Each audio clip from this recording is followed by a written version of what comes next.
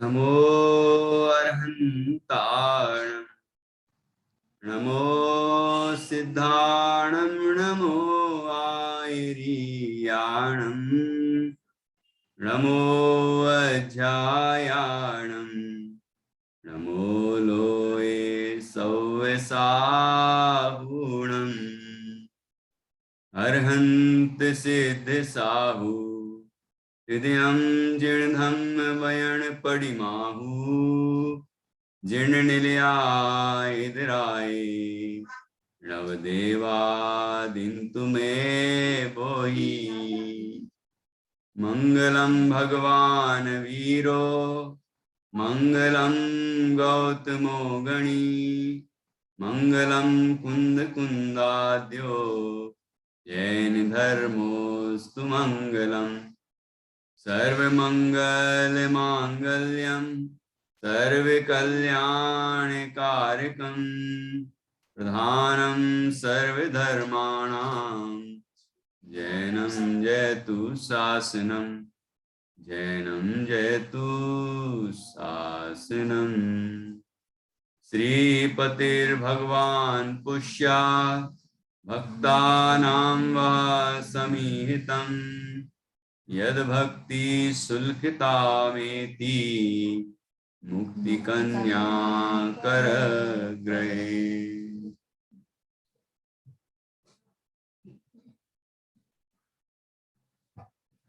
आचार्य श्री बाधीव सिंह द्वारा रचित यह छत्र चूड़ामणि अपर नाम जीवनधर चरित्र है। इसमें 7वां लंब चल रहा है और यहाँ जीवनधर कुमार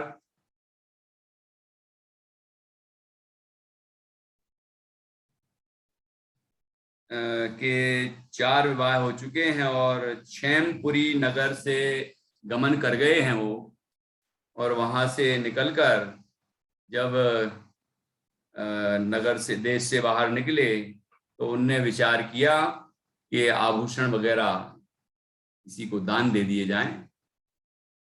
तो तभी जब ऐसा विचार आया तो वहां एक किसान उनके पास उपस्थित हुआ और जय जिनेंद्र का व्यवहार हुआ, अभिवादन हुआ। तब जीवनधर कुमार ने बड़े ही स्नेह पूर्वक, वात्सल्य से, आदर पूर्वक उस अपरिचित व्यक्ति से पूछा, जो कि किसान था, कि आप कौन हैं, क्या करते हैं, यहाँ क्यों, कहाँ जा रहे हैं इत्यादि। ऐसे कुशल क्षेम हुई, बातचीत हुई। तो उस बातचीत में जीवनधर कुमार को सब ज्ञात हुआ कि वह व्यक्ति किसान है और अपनी आजीविका के लिए ही वह प्रयत्न करता रहता है, यहाँ वहाँ जाता आता भी रहता है, अनेक श्रम करता है। तो जीवनधर कुमार ने उसे बताया कि ये 6 प्रकार के जो कर्म हैं, असी मसी कृषि विद्या वाणिज्य और शिल्प, विद्या की जगह यहाँ पर सेवा शब्द है, तो ये सभी कर्म दुखदाई हैं और इनसे जो सुख मिलता है, मतलब जो धन आदि मिलता है ना, इंद्रिय विषय मिलते हैं, वो भी विनाशी हैं। तो धर्म का सेवन करना चाहिए। इस तरह उन्होंने धर्म का उपदेश दिया। सम्यक दर्शन, सम्यक ज्ञान और सम्यक चारित्र की एकता वह मोक्ष का मार्ग है, और वह मोक्ष मार्ग भेद विज्ञान से प्रकट होता है, और इस तरह बताया। और भेद विज्ञान से मोक्ष मार्ग जब प्रकट होता है तो उससे सच्चा सुख होता है। सुख का क्या स्वरूप है वो भी इस प्रकरण में बताया गया है।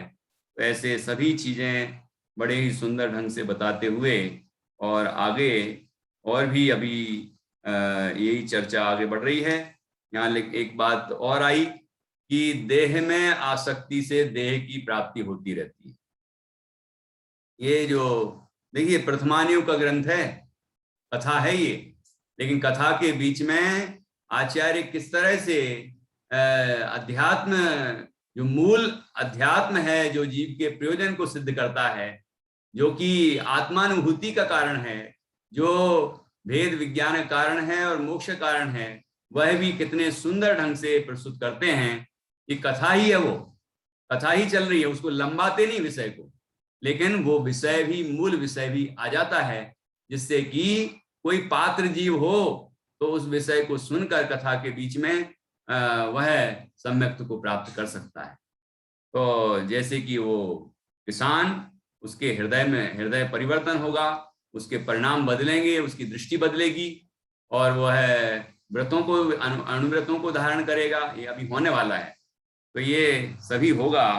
तो ऐसा उसको पढ़ते हुए हम लोग भी इस तरह, जैसे किसान ने उपदेश सुना, ऐसे हम भी सुने और हम भी उसका प्रयोग करें, तो हमारे जीवन में भी ऐसी परम पवित्र दशा आ सकती है। तो अभी हम आगे बढ़ेंगे और यहाँ स्क्रीन पर भी आपको दिखाते हैं कुछ बहुत ही सुंदर श्लोक यहाँ पर हैं।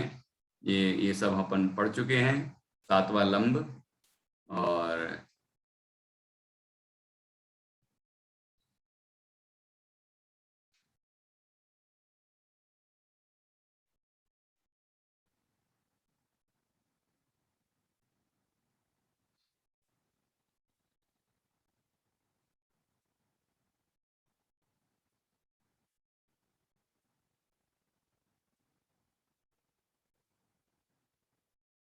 देखो यहाँ पर ये जो पॉइंट आया था ना कल, कि किसे दिया जाए, ये आभूषण देना है तो किसे दें, तो धर्मात्मा को ही दान देना श्रेष्ठ, ठीक है ना। तो पात्र जीव का चुनाव भी होना चाहिए।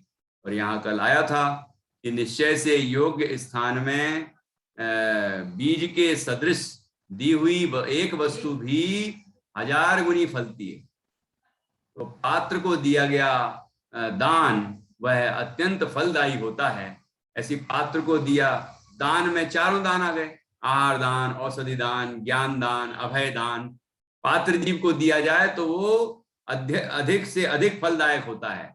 ऐसे ज्ञान के संबंध में है, जो ज्ञान दान भी है ना, तो ज्ञान भी पात्र जीवों को दिया जाए तो वह अत्यंत फलित होता है, फलदायी होता है, और उसका फल जीव को सच्चा सुख प्रकट होता है।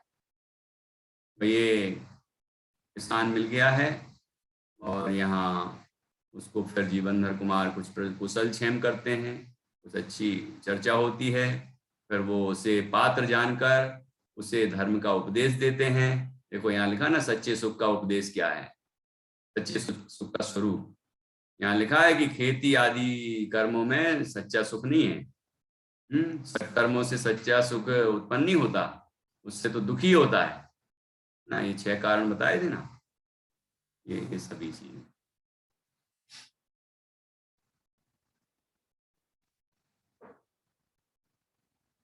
आत्मोत्पन्न सुख का स्वरूप, आत्मा से उत्पन्न जो सुख है वही सच्चा सुख है, और वही प्रकट करना चाहिए। ये बात यहाँ आई थी कि अपनी आत्मा से उत्पन्न हुआ सुख आत्मा के द्वारा साध्य है, बाधा रहित, सर्वोत्कृष्ट, अनंत, आनंदमय, तृष्णा रहित और मोक्ष में होने वाला है।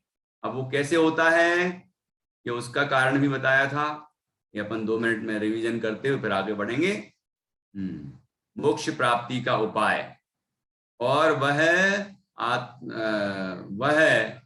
आत्मा का परम पद अर्थात मोक्ष, यथार्थ रुचि रूप सम्यक दर्शन, स्व और पर के भेद विज्ञान रूप सम्यक ज्ञान, और परिपूर्ण सम्यक चारित्र के होने पर ही होता है ना।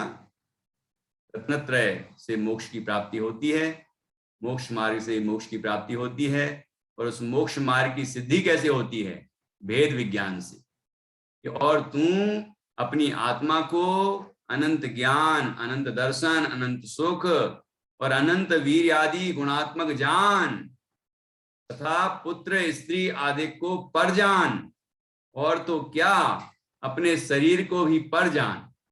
तो शरीर, मन, वाणी, स्त्री, पुत्र, मकान, जायदाद आदि जितने भी परद्रव्य हैं, है ना, उन सब से भिन्न अपने को ज्ञानानंद स्वरूप, अनंत चतुष्टय स्वरूप, भगवान के जैसा ही स्वभाव वाला ऐसा आत्मा जानो।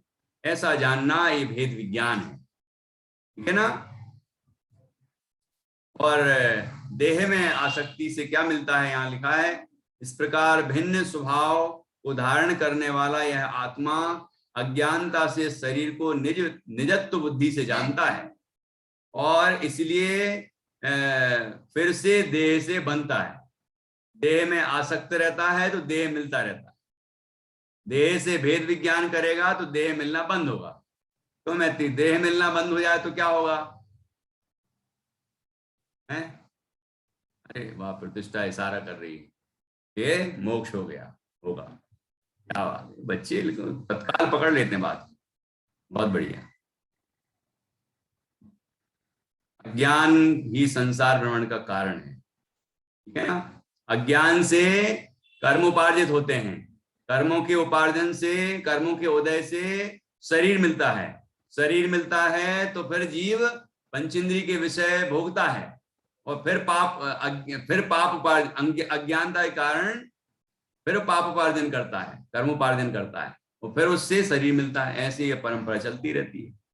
इसी को संसार कहते हैं।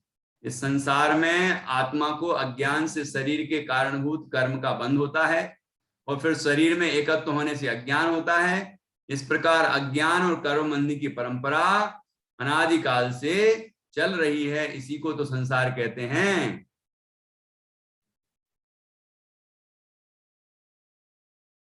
अब यहां से आगे बढ़ना, ठीक है। यहां से आगे बढ़ेंगे। स्वं स्वत्वेन ततः पश्यन् परत्वेन च तत्परम परत्यागे मतिं कुर्या कार्यैरन्यै किमस्थिरै। क्या लिखा है प्रतिष्ठा? इसलिए आत्मा को आत्मपने से और आत्मा से भिन्न शरीर को भिन्न पने से देखता हुआ पर वस्तु के त्याग में बुद्धि को कर और दूसरे नष्ट होने वाले कार्यों से क्या लाभ? ये षटकर्म के जो विकल्प हैं, इनसे क्या लाभ? ये तो नष्ट होने वाली चीजें हैं। ये पंचेंद्रिय के विषय उपार्जन करने से क्या लाभ? ये पंचेंद्रिय जन्य जो सुख है उसको पाने से क्या लाभ? वो तो विनाशिक है, वो तो दुखी ही है। तो सुख तो क्या है कि आत्मा में आत्मपना और शरीर में परपना और शरीर से संबंधित और भी जो वस्तुएं हैं पर, उन सब में परपना, भिन्नपना ऐसा आभासित हो और जीव अपने को ही शुद्ध चैतन्य आत्मा अनुभव करे, है ना। ऐसे निजात्म तत्व का स्वीकार ही वह कर्तव्य है जिससे सच्चा सुख मिलता है। और कार्य करने से क्या लाभ? और कोई काम करने योग्य नहीं है। अब त्यागी धर्मात्माओं के दो भेद। पर त्याग कृतो गेया सानगारा अगारिणा गात्र मात्र धना पूर्वे सर्व सावध्य वर्जिता। पर वस्तु के त्याग करने वाले एक अनगार अर्थात मुनिराज और दूसरे गृहस्थ अर्थात श्रावक जानने चाहिए। पर वस्तु के त्याग करने वाले दो तरह के लोग हैं, एक तो गृहस्थ और श्रावक और दूसरे अनगार अर्थात मुनिराज। मतलब पहले मुनिराज हैं जो सर्व पर वस्तुओं का त्याग करते हैं और दूसरे श्रावक हैं जो कुछ परिग्रह को सीमित कर देते हैं। तो पहले मुनिराज फिर श्रावक।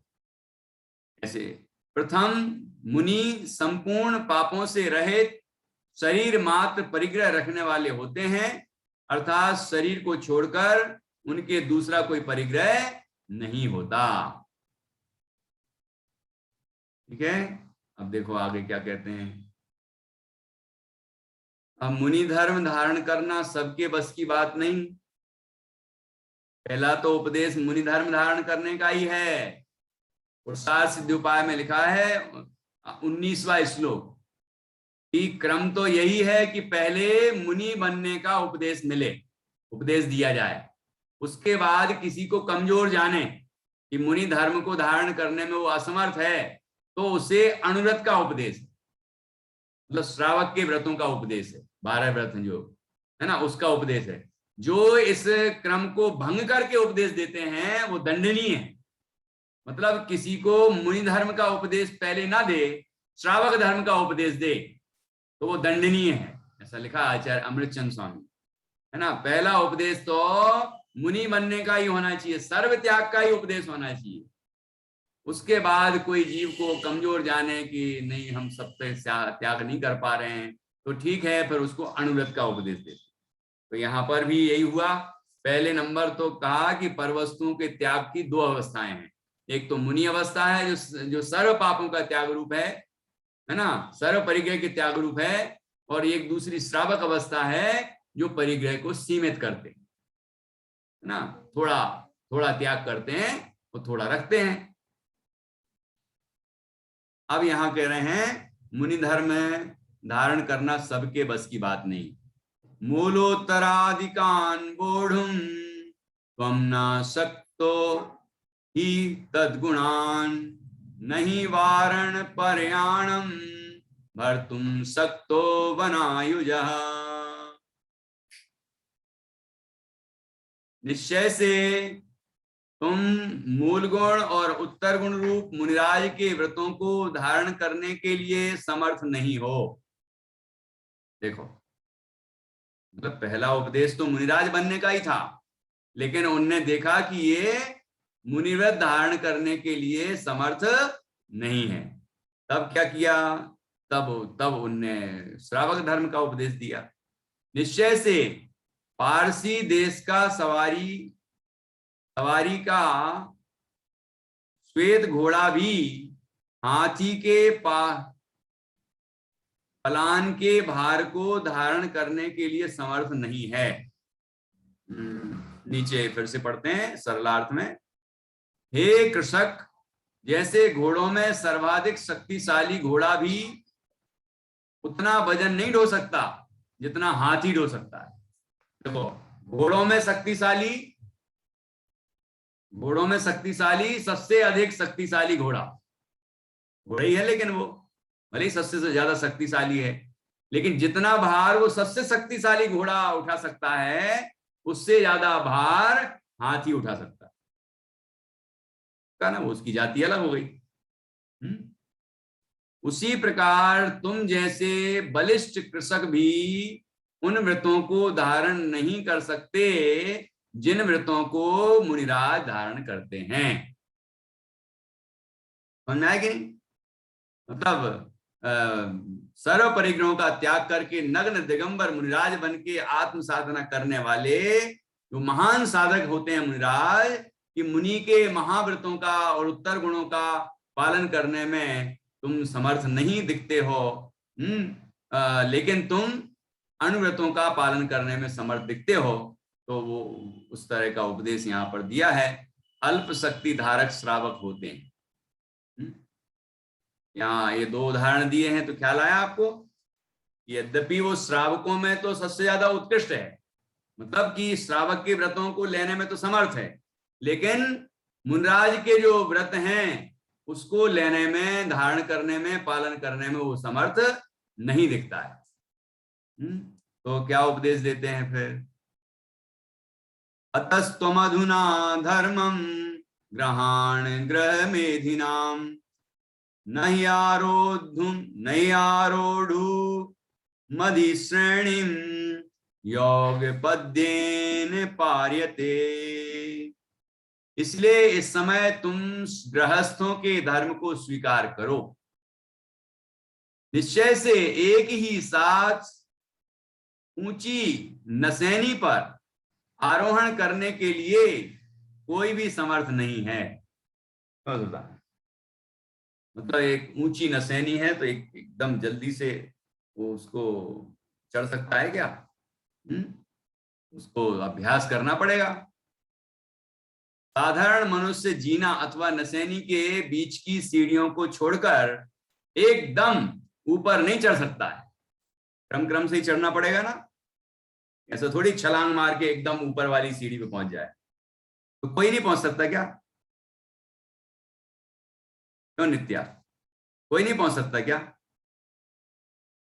है? क्यों नहीं पहुंच सकता? कोई व्यक्ति यहां से दौड़ लगा के एकदम छलांग मार के और 5वीं सीढ़ी पे पहुंच जाए? नहीं पहुंच जाते। कोई कोई 2-2 सीढ़ी चढ़ते हैं, कोई कोई 3-3 सीढ़ी चढ़ जाते हैं।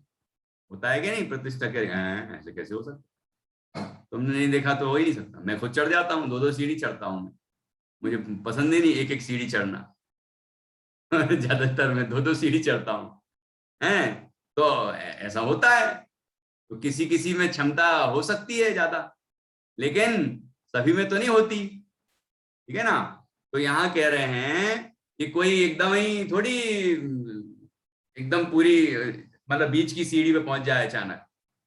सभी तो नहीं कर सकते ना। मतलब ये कि सभी में ये क्षमता नहीं होती कि वो एकदम मुनिराज के व्रत धारण कर सके। तो वह फिर क्या करता है कि क्रम क्रम से आगे बढ़ता है, कि श्रावक के व्रत धारण करता है, फिर अभ्यास करता है, फिर आगे की प्रतिमाएं बढ़ती हैं, फिर और आगे बढ़ता है, फिर और आगे बढ़ता है, फिर ये क्षुल्लक बनते हैं, फिर ये लग बनते हैं, फिर मुनिराज बन जाते हैं। कोई ऐसे क्रम से भी चलते हैं, है ना? जैसी जिसकी साधन सामर्थ्य हो उस तरह से उसको सामर्थ्य बढ़ाते हुए अभ्यास करते हुए आगे बढ़ते जाना चाहिए और मोक्ष मार्ग में आगे बढ़ते हुए मोक्ष को पाना चाहिए। तो यहां पर लिखा है कि साधारण, देखो साधारण लिखा ना, साधारण मनुष्य जीना अथवा नसैनी के बीच की सीढ़ियों को छोड़कर एकदम ऊपर नहीं चढ़ सकता है। सीढ़ियों पर क्रम पूर्वक ही चढ़ा जाता है। इसलिए इस समय तुम श्रावक धर्म को ही स्वीकार करो। ठीक है? अब श्रावक का स्वरूप देखिए।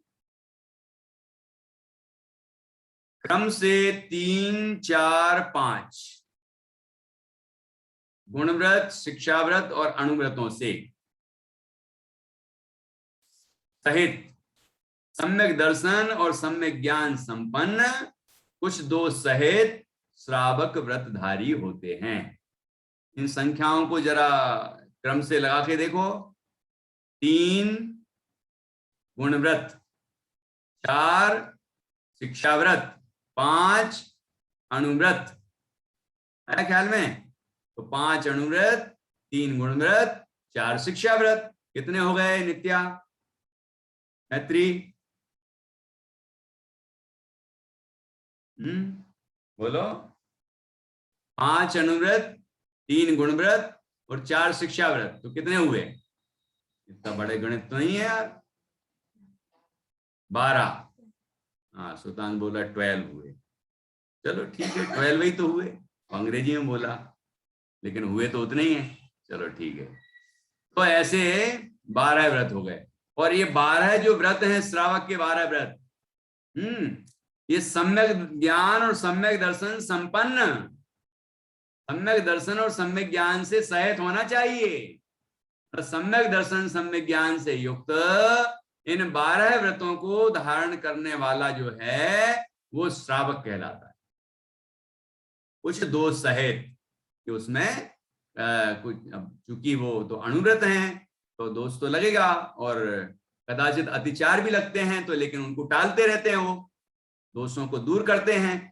ठीक है ना? निर्दोष व्रतों को पालन करने का अभ्यास करते हैं।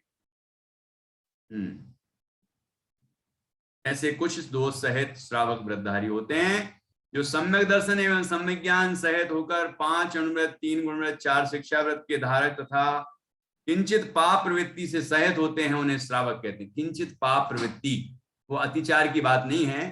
अतिचार तो लगते हैं, लेकिन उनको प्रायश्चित विधि से शुद्ध करते हैं, तो निरतिचार का पालन का ही प्रयत्न करते हैं। ठीक है? लेकिन इसके अलावा अनुवृत्ति तो लिए अभी स्थूल रूप से पापों का त्याग किया है ना अभी, कि किंचित तो पाप अभी हो ही रहे हैं, तो किंचित पाप प्रवृत्ति से सहित होते हैं। यद्यपि वो पाप भी नहीं करना चाहते, है ना, महावृत्ति ही होना चाहते हैं, लेकिन फिर भी सामर्थ्य नहीं है, तो वो किंचित पाप रूप परिणमन तो करते ही हैं। ये बाकी पापों को, स्थूल पापों को छोड़ देते हैं, लेकिन थोड़े बहुत पाप उनके जीवन में, गृहस्थों के जीवन में होते हैं, उन्हें श्रावक कहते हैं। ठीक है?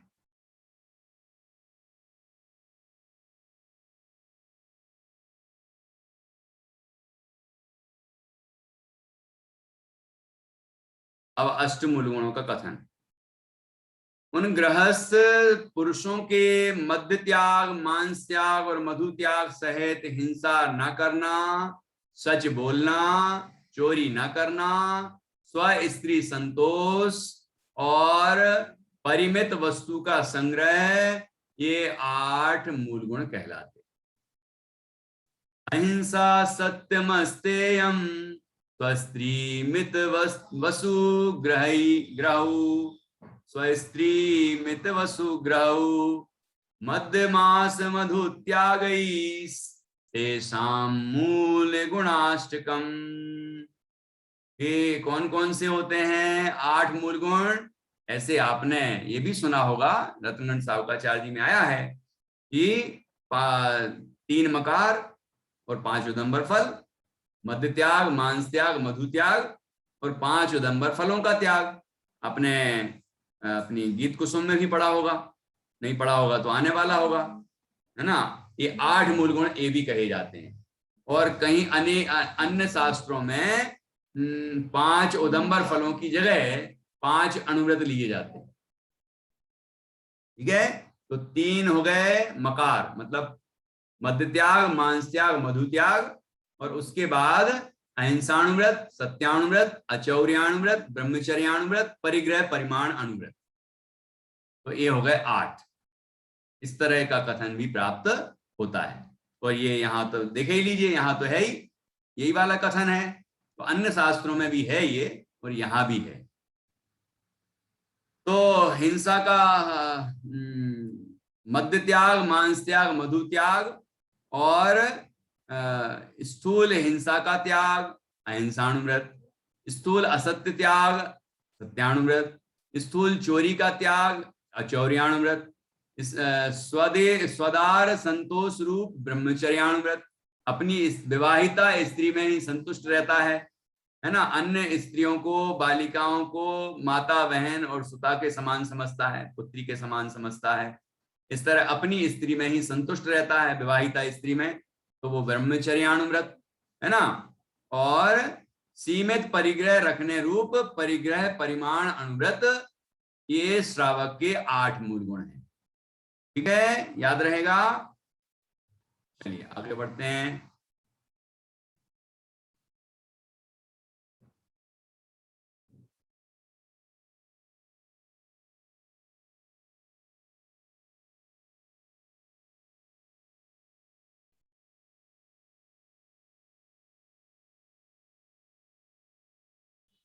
ये जो मैंने बताया है यहाँ भी विशेषार्थ में लिखा हुआ है ना, वो 5 उदंबर फल का भी कहीं कहीं आता है त्याग, और कहीं यहाँ 5 अनुव्रत भी लिए गए, 5 पापों का स्थूल त्याग। अब यहाँ देखिए तो 5 अनुव्रत तो हो गए, अहिंसाणुव्रत, सत्याणुव्रत, अचौर्याणुव्रत, ब्रह्मचर्याणुव्रत और परिग्रह परिमाण अनुव्रत, ये तो इसी में दे दिए, है ना। और 5 मध्य त्याग, मांस त्याग, मधु त्याग, ये 3 बताए, और उसके बाद 5 अनुव्रत बताए, अहिंसाणुव्रत, सत्याणुव्रत, अचौर्याणुव्रत, ब्रह्मचर्याणुव्रत और परिग्रह परिमाण अनुव्रत। इसके बाद कितने गुणव्रत बताए थे? 3 गुणव्रत। 3 गुणव्रत देखना अब, भोगोपभोग संहारो नर्थ दंड व्रतान्विता गुणानुग्रहणाद्येयो दिग्व्रतेन गुणव्रतम। अनुव्रतों के वर्धक होने से दिग्व्रत के साथ अनर्थ दंड व्रत सहित भोगोपभोग परिमाण व्रत अनुव्रत जानना चाहिए। ठीक है, गुण व्रत जानना चाहिए। ये गुण व्रत के 3 भेद बताया, दिग्व्रत, अनर्थ दंड व्रत और भोगोपभोग परिमाण व्रत। अब देखना इसमें ये दूसरा नाम भी आता है इसकी जगह पर, दिग्व्रत, देशव्रत और अनर्थ दंड व्रत। तो यहाँ पर जो भोगोपभोग परिमाण व्रत लिया है, ये इसकी जगह पर यहाँ आता है देशव्रत, और ये भोगोपभोग परिमाण जो व्रत है वो आगे आता है, मतलब 4 शिक्षा व्रतों में। तो हो सकता है उसमें ये वाला ले लिया हो। चलिए पढ़ते हैं पहले। शिक्षा व्रत, सप्रोषधोपवासेन व्रतं सामायिकेन च देशाविकासिकेन स्याद वैयावृत्यं तु शिक्षकम्। वैयावृत्य प्रोषधोपवास सहित सामायिक और देशावकाशिक व्रत के साथ ये 4 शिक्षा व्रत कहलाते हैं। देखो, प्रोषधोपवास, सामायिक, देश व्रत और वैया व्रत। तो यहाँ पर कौन सा लिया है? देखो, देश व्रत यहाँ ले लिया है ना। और कहीं कहीं वो गुण क्या बोलते हैं, शिक्षा गुण व्रतों में लिया जाता है ना। मतलब अन्य जगह दिग्व्रत, देश व्रत और अनर्स दंड व्रत ये लिए जाते हैं। और बाकी जो 4 हैं वो यहाँ कौन से लिए जाते हैं?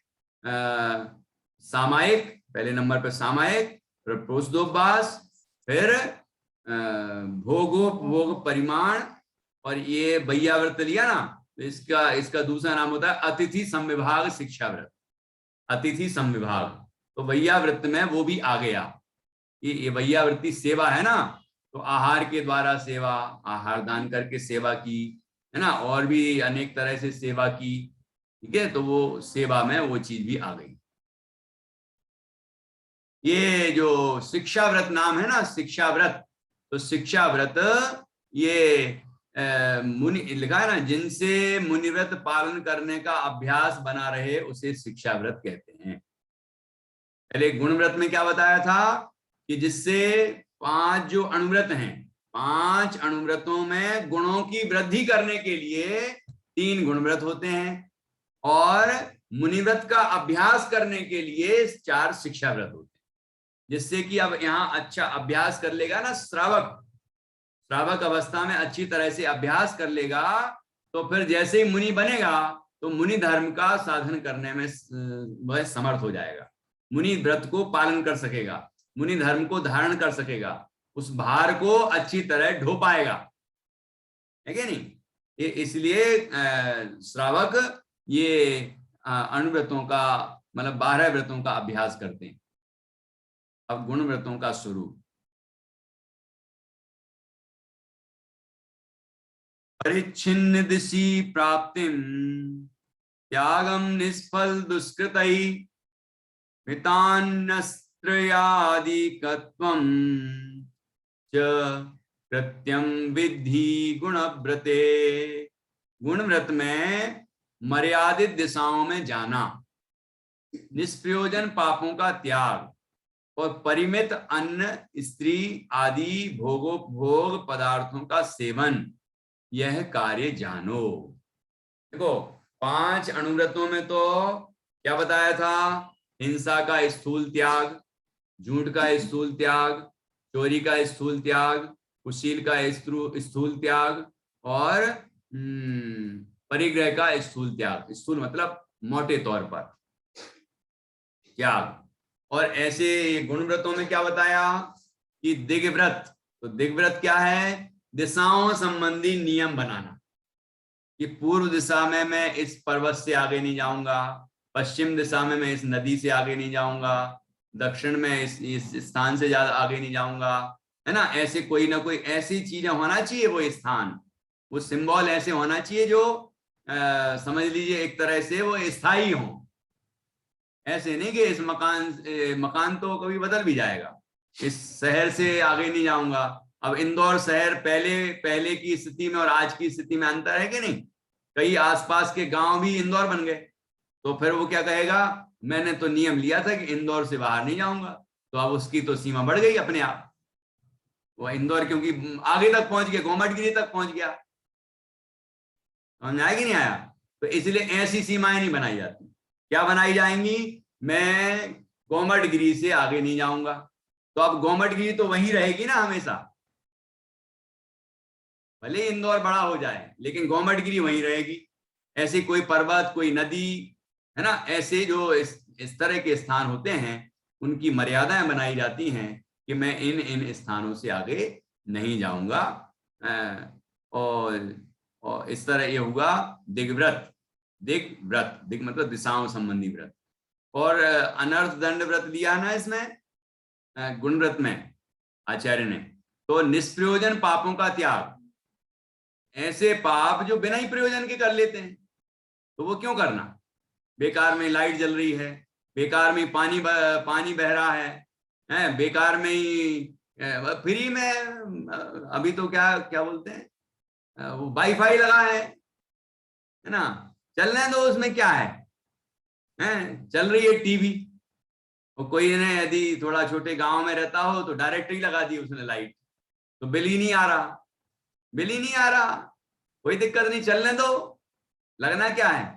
लेकिन अनर्थ दंड है, वो निष्प्रयोजन पाप है, ठीक है ना, बेकार में ही पाप कर रहा है। जितना उपयोगिता है बस उतना ही उपयोग करे, बाकी को छोड़ दे, है ना। यदि हम चल रही है टीवी, चल रही है ये दुनिया भर के मतलब जो भी लाइट बर्बाद हो रही है, होने दो, उसमें क्या है, वाईफाई चल रहा है, चलने दो, उसमें क्या है। लेकिन ये बर्बादी तो हो रही ना, अनावश्यक, उपयोग ही नहीं है फिर भी चल रहा है। तो ऐसे एक दो चीजों के बारे में बताया है, ऐसी सभी चीजों के बारे में समझना है। अनावश्यक जो पाप हो रहे हैं, बेकार में ही चल रहे हैं, घूम रहे हैं, कोई प्रयोजन ही नहीं है, कोई मतलब ही नहीं है, कोई लाभ ही नहीं है, फिर भी वो काम किए जा रहे हैं, बड़बड़ा रहे हैं, बोल ही रहे हैं फालतू, है ना। कोई भी चीज जो निष्प्रयोजन हो, ऐसे कार्य नहीं करना चाहिए। तो निष्प्रयोजन पापों का त्याग, और टीवी वगैरह तो बिल्कुल बंद कर देना चाहिए।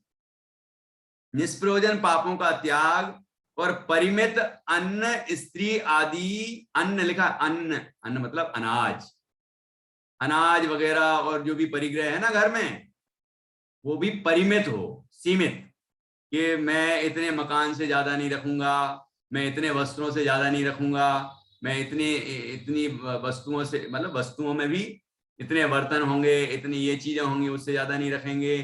तो ये कहलाती हैं सीमाएं बांधना।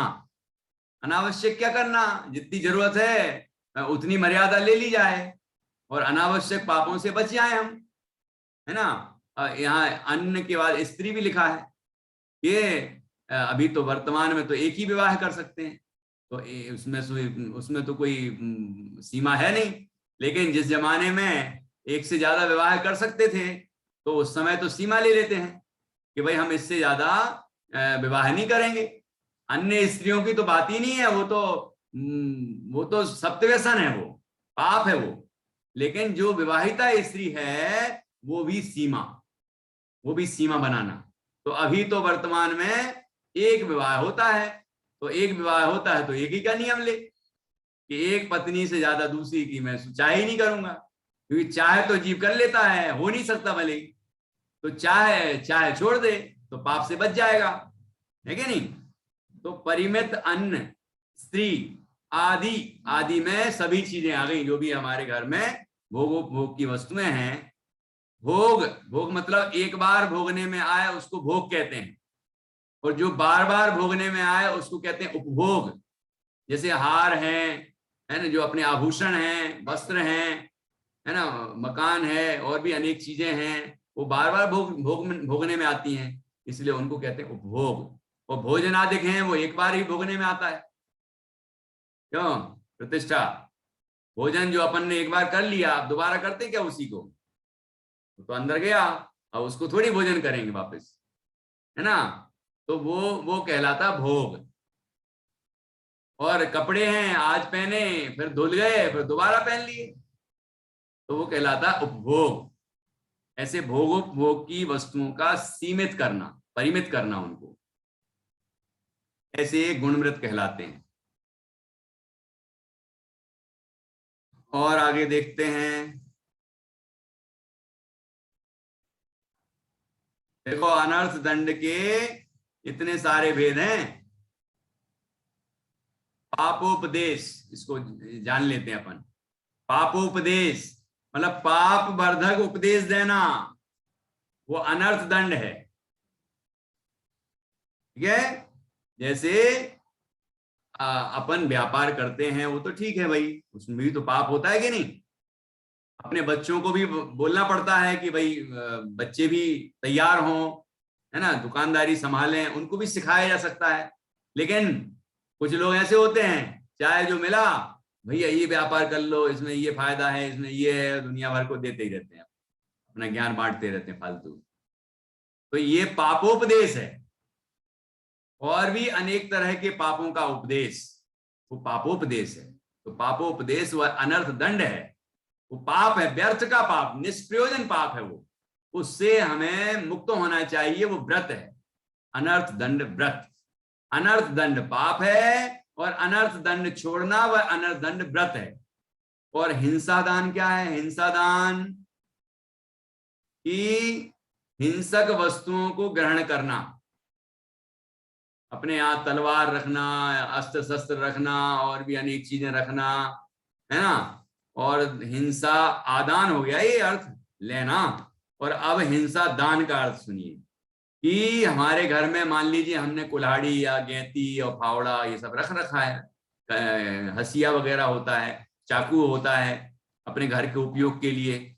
अब कोई पड़ोसी आया और उसने कहा भैया तुम्हारा चाकू दे देना थोड़ी देर के लिए, तो देना चाहिए कि नहीं? क्यों मैत्री, देना चाहिए कि नहीं देना चाहिए? बुरा मान जाएगा वो। हाँ देखो नित्या बोल रही, हाँ देना चाहिए, क्यों नहीं देना चाहिए। लेकिन वो ले गया और किसी को मार दिया तो? तुमसे ले गया चाकू और किसी को मार दिया तो तुम्हें पाप नहीं लगेगा उसका? हैं? तुमने क्यों दिया? अपने उपयोग के लिए हम लाए थे कि दूसरे को देने के लिए लाए थे? बताओ, सोचो सोचो। अपने उपयोग के लिए लाए थे ना हम ये वस्तुएं, कि दूसरे के लिए बांटने के लिए लाए थे, कि हम अड़ोस पड़ोस में भी दिया करेंगे, सान मारेंगे कि वाह ये कितने अच्छे लोग हैं, चाकू भी दे देते हैं, कोई भी चीज मांगो सब दे देते हैं। तो ऐसा नहीं करना। जो हिंसक चीजें हैं जिससे अपन अभी तो सब्जी बना रहे हैं, लेकिन उसी से कोई उसका हिंसा के रूप में भी उपयोग कर सकता है, तो ऐसी वस्तुएं हमें किसी को भी नहीं देना चाहिए। ये हिंसा दान अनर्थ दंड व्रत है, ठीक है। ऐसे अपध्यान, अपध्यान क्या कहलाता है? बुरा ध्यान, पाप रूप ध्यान। किसी को ऐसी चीजों का याद कर रहे हैं हम, विषय भोगों को याद कर रहे हैं अपने मन में, जिससे पाप बढ़ता है, वो अपद ध्यान है ना। और दुष्श्रुति, पाप वर्धक बातें सुनना, किसी की निंदा सुनना, वो भी पाप वर्धक है। ये फिल्मी गाने सुनना, राग बढ़ाने वाली बातें सुनना, है ये सब चीजें देखना, ये सब हमारे पाप को बढ़ाती हैं। इसलिए ये अनर्थ दंड पाप है और इनको छोड़ना वो अनर्थ दंड व्रत है। प्रमादचर्या, ऐसे ही कैसे भी चल रहे हैं, फिर रहे हैं, कुछ भी कर रहे हैं, देखा ही नहीं रहा नीचे कितने जीव मर रहे हैं, कहीं बैठे हैं और बैठे बैठे मान लो मैदान में बैठे हैं तो घास ही उखाड़ रहे हैं, मिट्टी उखाड़ने लग गए हैं, जमीन खोद रहे हैं हाथ से, ऐसे ऐसे ऐसे ऐसे ऐसे, कोई कुछ करता है कोई कुछ करता है। तो ऐसे बेकार के पाप करते रहते हैं हम लोग। तो ऐसे पाप नहीं करना चाहिए। जैसे इनके नाम है ऐसे ही इनका अर्थ है। तो ऐसे पाप हम छोड़ेंगे तो वो कहलाएगा अनर्थ दंड व्रत, व्रत कहलाएगा। ऐसे पापों से हमें बचना चाहिए, ठीक है। अब शिक्षा व्रत, शिक्षा व्रत में गमन की नित्य मर्यादा करना, मतलब हर दिन हम मर्यादा कर लें। कैसे? गमन की नित्य मर्यादा करना, कुछ चिन्ह द्वारा विशिष्ट काल निश्चित कर सब जीवों में समतादि भावों सहित आत्मा का चिंतन करना, और मुनि दानादि सहित अष्टमी चतुर्दशी आदि पर्व के दिनों में उपवास करना ही कृत्य जानो।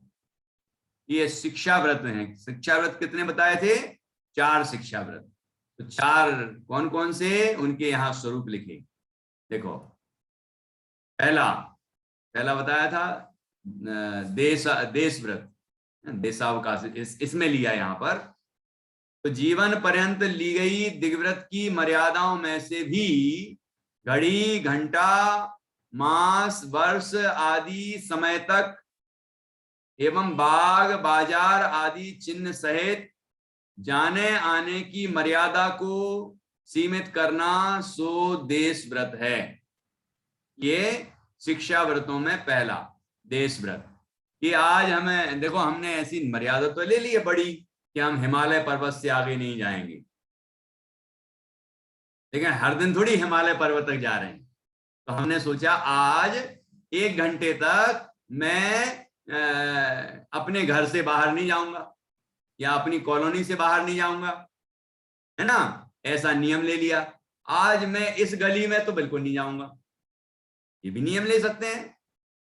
1 घंटे को, 2 घंटे को, आज के लिए, पूरे दिन भर को, या 1 महीने के लिए, 1 वर्ष के लिए, ऐसी जो सीमित मर्यादाएं ली जाती हैं उसको कहते हैं देश व्रत। ठीक है। और आगे, आत्मा की भावना अर्थात अपने व्यक्त ज्ञान को त्रिकाली निज भगवान आत्मा में संलग्न करना ही सामायिक है। और सामायिक का जैसे पहले आपको स्वरूप समझाया था कि किस तरह से चारों दिशाओं में 3 आवर्त करना है, किस तरह से भगवान पंच परमेष्टि को नमन करना है, कायोत्सर्ग करना है ना, ऐसा करके, और उसके बाद बैठ के या खड़े होके हम 12 भावना का चिंतन करते हैं, संसार शरीर और भोगों की असारता का विचार करते हैं, और अपने आत्म तत्व के सारभूत स्वभाव का विचार करते हैं, और फिर अपने आत्मा का अनुभव करते हैं, तो वही वास्तव में सामायिक कहलाती है। इस तरह, और इसी विधि से फिर वापस जब सामायिक पूर्ण हो जाती है तो बाद में फिर से हम वही कायोत्सर्ग और 3 आवर्त वगैरह का जो भी नियम है पहले बताया था आपको, तो वो वही सब करके वो सामायिक पूर्ण करते हैं। ये सामायिक हो गई।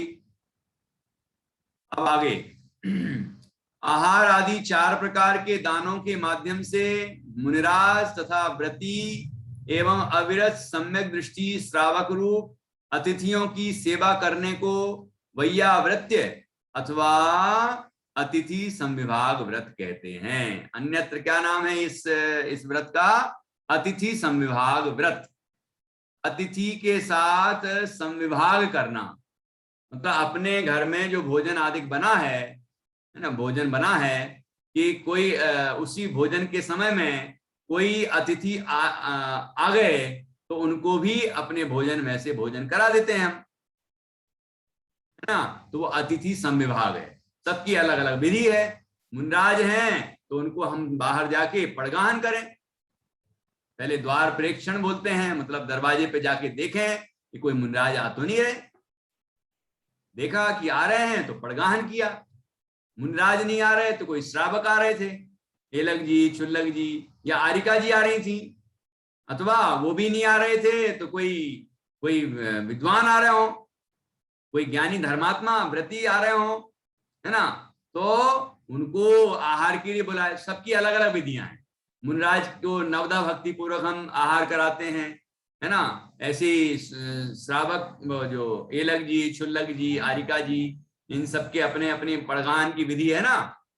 ऐसे सामान्य श्रावक जो होते हैं उनको भी हम बड़े आदर से बुलाते हैं, ऐसा थोड़ी कि वो कैसे ही बुला लो, उनका भी एक विशिष्ट बहुमान होता है, तो उनकी भी विधि है, उस विधि पूर्वक हम उनको अपने घर पर भोजन के लिए बुलाते हैं, आहार कराते हैं, है ना।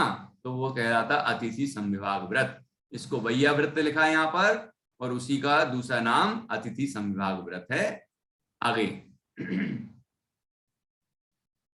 शाश्वत पर्व अष्टमी और चतुर्दशी के पहले और पश्चात के दिनों में एकासन पूर्वक अष्टमी और चतुर्दशी को उपवास रखकर एकांतवास में रहकर संपूर्ण सावध योग को छोड़कर एवं सर्व इंद्रियों के विषयों से विरक्त होकर धर्म ध्यान में संलग्न रहना सो प्रोसधोपवास व्रत है। ठीक है, ये प्रोसधोपवास, देखो प्रोसद उपवास, बस यही चर्चा करके अपन आज की चर्चा पूरी करेंगे। प्रोसद उपवास, उपवास का अर्थ तो समझते हैं आप कि पूरे दिन हमने 4 प्रकार के आहार का त्याग कर दिया और धर्म ध्यान में लगे हैं। धर्म ध्यान करना जरूरी है, धर्म ध्यान करने के लिए हमने उपवास किया है, क्योंकि अभी 10 लक्षण व्रत आ रहे हैं, है ना, तो लोग उपवास करेंगे। उपवास करेंगे तो ये ध्यान रखना है कि उपवास में केवल भोजन छोड़ दिया इतने का नाम उपवास नहीं है। आहार, कसाय, है ना, आहार भी छोड़े, कसाय भी छोड़े, और विषय भी छोड़े, पंचेंद्रिय के विषय भी छोड़े, और छोड़े छोड़े हैं कि करे भी कुछ, कि धर्म ध्यान करे। धर्म ध्यान करे तो वो कहलाता उपवास, है ना। तो अब उपवास तो हो गया, ये समझ में आ गया, एक दिन का हो गया, 24 घंटे का। प्रोसधो, इसमें लगा है प्रोसद। प्रोसद का मतलब क्या हुआ कि देखना नित्या, कि एक दिन पहले एकासन किया। जैसे अष्टमी को उपवास करना है तो सप्तमी को करेंगे एकासन, और नवमी को भी करेंगे एकासन। अष्टमी का उपवास, सप्तमी और नवमी का एकासन, तो वो कहलाएगा प्रोसधोपवास। समझ में आया कि नहीं आया? प्रोसधोपवास क्या कहलाएगा कि जिस दिन उपवास किया उसके एक दिन पहले एकासन होगा और उसके अगले दिन भी एकासन होगा। और एकासन होगा का मतलब ये नहीं समझना कि कभी भी एक बार खा लो। अभी होता है व्रतों में लोग ऐसा करते हैं, कुछ भी एकासन करना है तो शाम को खा लेते हैं और अगले दिन सुबह से शुरू हो गए 6 बजे से। ये क्या क्या है, मतलब कुछ पता ही नहीं है जिनागम में क्या आज्ञा है, क्या विधि है ना, उसको समझते ही नहीं है। मनमानी करते हैं कि और धर्म धर्म मान लेते हैं कि बड़े हम धर्मात्मा है, बड़े के धर्मात्मा है। जब जिनमानी की आज्ञा नहीं मानी तो किस बात के धर्मात्मा है? तो सुबह का जो समय है, जो अपने भोजन का सामान्य समय है, उस समय वो शांति पूर्वक भोजन करे। और वो भी ऐसा नहीं कि भरपेट कर ले, जितना साधारण रूप से भोजन किया जाता है उतना ही करे। जैसा हर दिन करता है ना सामान्य भोजन, उतना करे, है ना, उतना ही, थोड़ा सा पेट खाली रहे उतना करते हैं ना। और फिर अगले दिन करे तो वो एकासन हो गया, लेकिन उतनी टाइम पे करेगा, 24 घंटे हो जाएंगे उसमें। एकासन में भी 24 घंटे होंगे, और उपवास में कितने घंटे होंगे? शाम को भोजन किया था, पूरे दिन नहीं किया, फिर अगले दिन सुबह किया, तो 24 घंटे तो होंगे, 24 से ज्यादा ही होंगे। अभी बाद में हिसाब लगा लेंगे। लेकिन प्रोसधोपवास में क्या होगा, एक दिन पहले एकासन और अगले दिन उपवास और फिर अगले दिन एकासन, वो 48 घंटे तो हो जाएगा, है कि नहीं? तो उतना समय भी होना चाहिए, ऐसा नहीं कि मन माना कभी भी कुछ भी कर लो, ऐसा नहीं चलेगा। तो ऐसा प्रोसधोपवास का स्वरूप है। इस तरह और प्रोसधोपवास करके जीव विषय और कसायों का त्याग करे और धर्म ध्यान करे, है ना, तो वह प्रोसधोपवास कहलाता है। इस तरह से यहाँ पर 5 अणुव्रत, 3 गुणव्रत, 4 शिक्षा व्रत, इस तरह श्रावक के 12 व्रतों की चर्चा की गई है। और इसके बाद अब उसकी महिमा बताएंगे, तो जिसकी चर्चा अपन कल करेंगे। फिर उसका ये पूरा उपदेश होने के बाद फिर उस किसान के ऊपर क्या प्रभाव पड़ेगा वो भी हम देखेंगे, है ना, कि वो किसान अणुव्रतों को धारण करेगा कि नहीं करेगा, करेगा कि नहीं करेगा धारण। और धारण करेगा तो जीवनधर कुमार जो उनको उपदेश दे रहे हैं वो क्या करेंगे उनके लिए, है ना। ये सब चीजें अभी आने वाली हैं, कहानी में आगे बढ़ेंगी।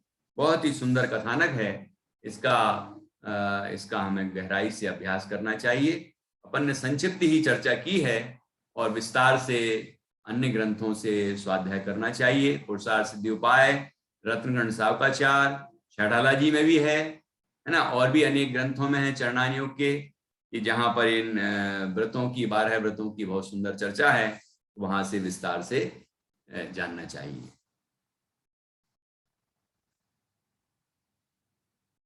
जिनवाणी स्तुति करेंगे।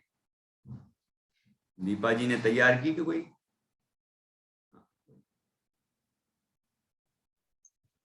भैया जी, हाँ, जैसे अपन लोग एक आसन करते हैं तो शाम को फिर दूध या पानी ले लिया, हम भी ले लेते हैं 10 लक्षण में, तो फिर वो एक आसन नहीं माना जाएगा, है ना? हाँ, एक आसन नहीं, मतलब एक आसन की जो वास्तविक विधि है वो नीम कहलाएगी। एकासन नहीं माना जाएगा वो। लेकिन अपन यदि एकासन मतलब व्रत करते हैं तो हम ऐसा अपने आप अंदर से निर्णय करके करें कि हम सुबह भोजन करेंगे, शाम को पानी लेंगे। एकासन तो नहीं कहलाएगा, लेकिन ये दोष भी तो नहीं लगेगा कि आपने एकासन बोला और दूसरे टाइम पानी लिया। मतलब अपनी संस्कृति खराब नहीं होगी।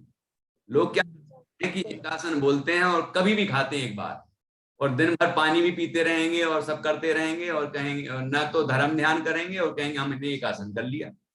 तो उससे होती है। और उपवास करते हैं तो उसमें भी ऐसे करते हैं, है ना, कि भैया जैसे उपवास करते हैं तो हम भी करते हैं भैया उपवास। तो हम लोग जैसे काजू या किशमिश ले लेते हैं और पानी ले लिया, तो वो उपवास नहीं कहलाएगा, है ना। उपवास तो निर्जल करो, निर्जल ही होता है। अब आजकल लोग निर्जल और सजल का बोलने लगे हैं, लेकिन वो निर्जल ही होता है। चारों प्रकार के आहार के त्याग का मतलब ये सब कुछ त्याग है, कुछ भी ग्रहण नहीं करना है आहार, और धर्म ध्यान में अपना पूरा समय बिताना है ना। मतलब हम पापों की झंझट से छूटने के लिए तो उपवास करते हैं। हम ये पाप छोड़ के और निवृत्ति से एकांत में बैठ के अपनी साधना करें, आराधना करें, है ना, अपने को जाने पहचाने और परमात्मा बनने का प्रयत्न करें। तो इसके लिए हम उपवास करते हैं। उपवास का उद्देश्य समझता नहीं है और सोचता है उपवास करने से धर्म होता है, तो कैसे भी उपवास कर लेता है। लेकिन ऐसा करना चाहिए। विषय कसाय विषयाहारो त्यागो यत्र विधीयते उपवास विज्ञेया शेषम लंघन कम विदु, ये शास्त्र का वचन है। बात का हमें ध्यान रखना चाहिए। कसाय, विषय और आहार, इन तीनों का त्याग करें और अपने स्वरूप की साधना करें, धर्म ध्यान करें, वही उपवास है। शेष तो लंघन है। उपवास को तोड़ता है तो लंघन कहलाता है। तो जैसे पानी पी लिया, काजू खा लिया या कोई भी चीज ले ली, तो वो लंघन है, वो उपवास भी नहीं है, एकासन भी नहीं। नहीं एक ही बार लिया जैसे लेकिन तो पाप कब नहीं लगेगा कि जब व्यक्ति ये सोचे कि मैं शाम को पानी लूंगा, वो इस तरह का नियम ले और ये ना माने कि मैं तो एकासन कर रहा हूं, मतलब संस्कृति ना बिगाड़े।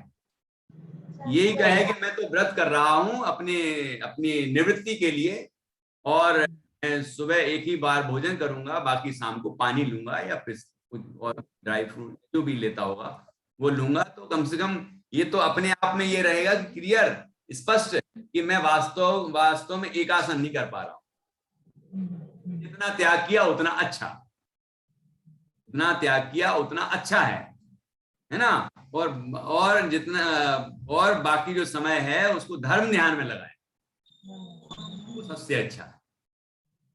इस तरह अपने नियम व्रतों का पालन करना चाहिए।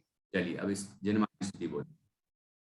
चरणों में आ पड़ा ऑन करके रखा करें तो द्वादशांग वाणी, चरणों में आ पड़ा हूँ हे द्वादशांग वाणी, मस्तक झुका रहा हूँ हे द्वादशांग वाणी, मस्तक झुका रहा हूँ हे द्वादशांग वाणी। मिथ्यात्व को नशाया निज तत्व को प्रकाशा, मिथ्यात्व को नशाया निज तत्व को प्रकाशा, पापराया भाषा हो भानु के समानी, चरणों में आ पड़ा हूँ हे द्वादशांग वाणी। षट द्रव्य को बताया शादवाद को जताया, षट द्रव्य को बताया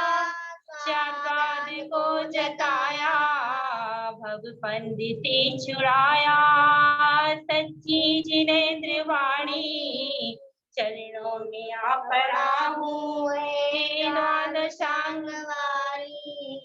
पुचार मेरे मग में जंजीर डाले पग में, पुचार मेरे मग में जंजीर डाले पग में, ठाड़े है मोक्ष में तकरार मोस उठानी, चरणों में आप मोक्ष मग में द्वार सांग वाणी, दे ज्ञान मुझको माता, इस जग से तोड़ू नाता, दे ज्ञान मुझको माता, इस जग से तोड़ू नाता, होवे सुदर्शन साता, नहीं जग में तेरी शानी, चरणों में आ पड़ा हूँ, हे द्वार सांग वाणी, मस्तक झुका रहा हूँ।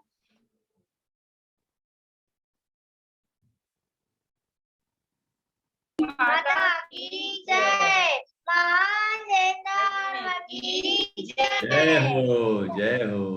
उतार मेरे मग में, इसको क्या है? मग, मग शब्द आप भूल गई।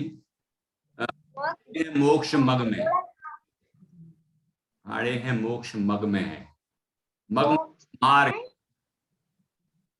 अच्छा, इन्हें लिखा नहीं होगा, इन्हें प्रतिष्ठान लिखा ना, इन्हें छोड़ दिया होगा। अच्छा अच्छा, ठीक है। सभी 9 बार नमोकार मंत्र के माध्यम से काय उत्सर्ग करें।